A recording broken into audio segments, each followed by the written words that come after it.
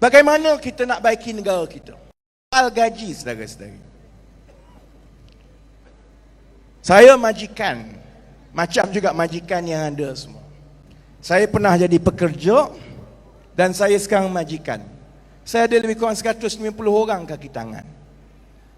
Saya cuba yang terbaik untuk saya bayar gaji yang berpatutan dan lebih tinggi kepada mereka berbanding orang lain. Saya cuba.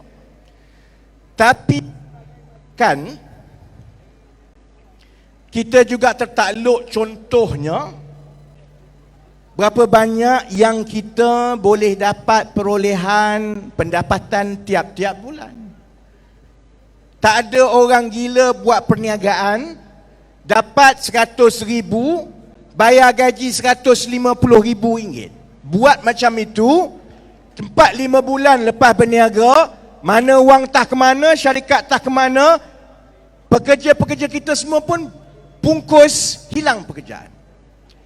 Masalah gaji di negara ini contohnya saudara-saudari bermula daripada bentuk ekonomi yang kita ada. Sebab daripada dulu lagi kita ni macam hidup dengan bergantung kepada candu, mewah, cepat sangat. Jadi kita rasa tak apalah, tak payah nak kita cari bidang-bidang lain. Selama 40 tahun Malaysia hidup dengan kekayaan minyak, dengan kekayaan kelapa sawit, dengan pada ketika itu tahun 70-an dan 80-an sistem pendidikan kita ini nombor 2 lepas Singapura di rantau ini.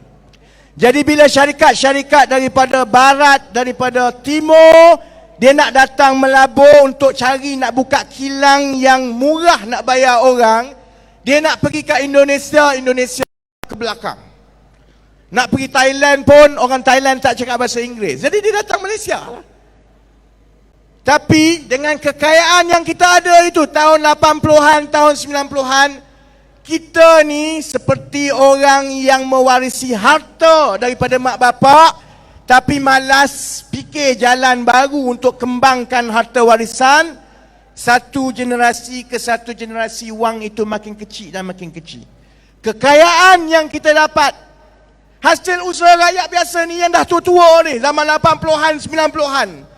Kekayaan itu tidak digunakan oleh kerajaan yang ada untuk buka ruang industri yang baru yang boleh bayar gaji lebih tinggi kepada anak-anak kita.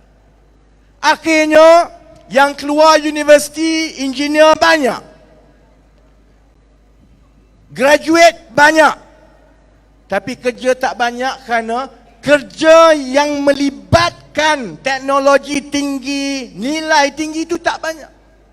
Jadi kalau orang tanya saya, dah kalau macam keadaan begini, dah 20 tahun kita cakap macam ini, apa kita nak buat? Salah siapa, saudara-saudari? Bukan salah saudara, bukan saudara-saudari. Saudara-saudari bukan dapat gaji 100,000 sebulan untuk menyelesaikan masalah ini. Saya tak dapat gaji 100,000 sebulan.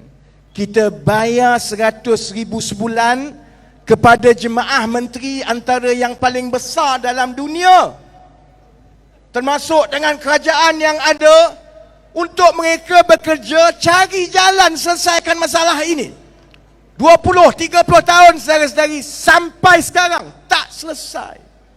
Makin teruk dan makin teruk. Kalau tanya menteri, saya tak tahu ada peminat saravan sini ya. Saya tak faham, ada saudara dia boleh pergi tanya dia, yang dia sekarang duk gila sebut nama saya tiap-tiap hari ni sebab apa? Saya tengok tiap-tiap hari dia sebut nama Rafizi. Aku tak lawan kau lah. Saya tak bertanding di tapah, orang lain bertanding tapah. Janganlah takut awal-awal. Saya sebut tanya dia sebab dia Menteri Sumber Manusia. Apa masalah paling besar dalam negara sekarang? Masalah pekerjaan, masalah gaji.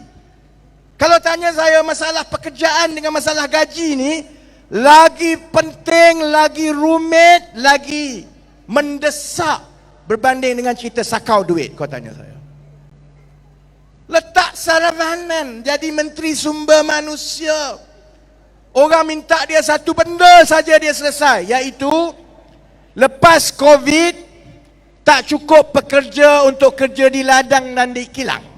Sebab orang kita tak nak kerja dah ni, di ladang dan kilang ni. Gaji 800, siapa nak kerja?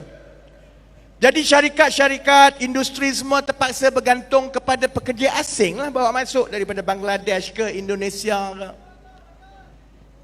2 tahun dia ada, sampai sekarang tak selesai-selesai, saudara-saudari. Dia buat apa? Saya tanya yang itunya. Kalau yang itu dia tak selesai, saya nak tanya Acik Ane yang ada, terutamanya anak-anak muda India yang ada, yang tak kenal zaman Hindraf. Saya nak tanya, kalau kerja yang memang dia dibayar gaji itu, dia tak boleh selesai soal gaji, soal peluang pekerjaan. Saudara-saudari ingat, dia fikir ke pasal orang India miskin, pasal anak India miskin, pasal peluang India miskin? Dia tak fikir, saudara-saudari. Sebab itu, kalau kita nak selesaikan masalah gaji, dia perlukan kerjasama daripada pekerja, semua orang ramai macam saudara-saudari yang bekerja. Dia perlukan bantuan daripada majikan.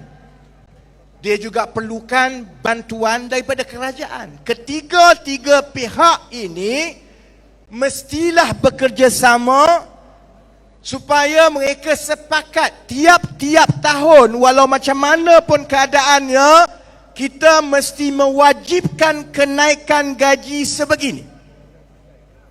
Orang kata benda ni tak masuk akal. Singapura buat macam ni lah 40 tahun dulu, 50 tahun dulu. Tahun 60-an, gaji rakyat Singapura lebih kurang sama dengan gaji rakyat Malaysia. Tahun 70-an, kerajaan Singapura mengambil pendirian, kalau kita serahkan bulat-bulat kepada pekerja untuk bergaduh dengan majikan soal naik gaji, sampai bila-bila gaji rakyat Singapura tu takkan naik seperti yang dikehendaki. Kalau gaji rakyat naik mendadak, maksudnya kuasa beli rakyat lebih tinggi. Bila kuasa beli rakyat lebih tinggi, dia boleh berbelanja lebih, maka ekonomi akan naik dengan lebih baik. Jadi kerajaan Singapura sejak tahun 70-an dah buat keputusan, cara kita menjana ekonomi supaya cepat berkembang dalam keadaan Singapura tak ada minyak, tak ada balak, tak ada apa, ialah kita kena pastikan gaji pekerja-pekerja, hatta yang bawa taksi pun mestilah naik dengan baik, supaya dengan gaji itu mereka boleh membeli, dengan kuasa beli itu dia boleh merancakkan ekonomi. Bila ekonomi rancak, dia makin berkembang dan berkembang. Baik, apa Singapura buat? Kerajaan Singapura buat keputusan, kalau nak serah kepada majikan semata-mata, berunding dengan pekerja, kesatuan sekerja, sampai kiamat tak jadi. Memanglah, pergi jumpa majikan, saya nak naik gaji tahun ini 10%. Majikan kata, minta lah, kau minta 2 kali lagi, aku pecat kau. Tak jadi.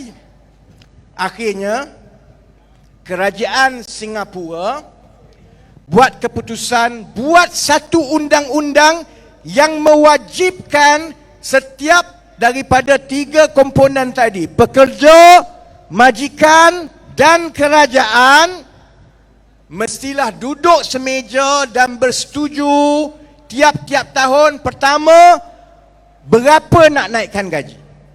Kedua, siapa nak bayar kenaikan gaji. Jadi ada tahun yang perniagaan baik, ekonomi baik, majikan-majikan dapat untung banyak. Ketiga-tiga pihak itu buat keputusan, tahun ini sebab majikan banyak untung, kenaikan gaji semua paling kurang kena 5%. Yang bayar adalah majikan. Majikan bayar. Tahun berikutnya, bila ekonomi tak cantik dan syarikat mula nampak kurang kukuh untuk bayar 5%, rundingan tahun seterusnya cakap, pekerja cakap, saya faham ekonomi tak cantik. Saya tahu kalau saya minta 5-6%, 10% macam tahun lepas, syarikat saya bankrupt. Jadi tahun ini saya setuju 3% saja saya boleh terima. Naik lagi. Tahun berikutnya, kemelesetan ekonomi, syarikat bukan saja tak ada, syarikat pun nak bayar pun tak boleh. Untung tak ada langsung. Pekerja tahu, majikan tahu. Kemudian kerajaan kata, tahun ini kalau kerajaan tak campur tangan, maka sudah tentulah pekerja tak dapat kenaikan gaji, kerana majikan dan ekonomi tak boleh bayar kenaikan gaji ini. Maka tahun ini adalah tanggungjawab kerajaan untuk bantu bayar kenaikan gaji, sehingga syarikat baik balik, majikan berkemampuan balik, supaya tiap-tiap tahun, walaupun masa baik, masa buruk, masa cantik, tak cantik, setiap pekerja mengikut undang-undang kena naik gaji saya. Itu yang Singapura buat 20 tahun. Sebab itu bila masuk tahun 1990, gaji dia jauh dah ke sana. Itulah yang menghasilkan keadaan sekarang, saudara-saudari. Ratus ribu anak-anak muda kita menyeberangi Tambak Johor tiap-tiap hari untuk kerja di Singapura. Sebab apa? Sebab keputusan kerajaan untuk campur tangan soal menaikkan gaji ini dan bagi komitmen, pikul tanggungjawab, ambil wang daripada peruntukan untuk pastikan orang naik gaji. Itu kerajaan Singapura dah buat daripada tahun 70-an, sehingga dia boleh melonjakkan kenaikan gaji dia. Saya nak tanya saudara-saudari, susah sangat ke nak fikir benda ni? Tak payah. Benda ini boleh baca di mana-mana. Dah dibuat di kerajaan-kerajaan lain. Singapura dah buat, negara-negara Skandinavia dah buat. Benda ni benda yang tak payah. Kenapa sampai sekarang tiap-tiap hari, kalau orang biasa ni kalau dia jumpa tiap-tiap hari, soalnya ialah soal gaji tak naik, harga barang naik.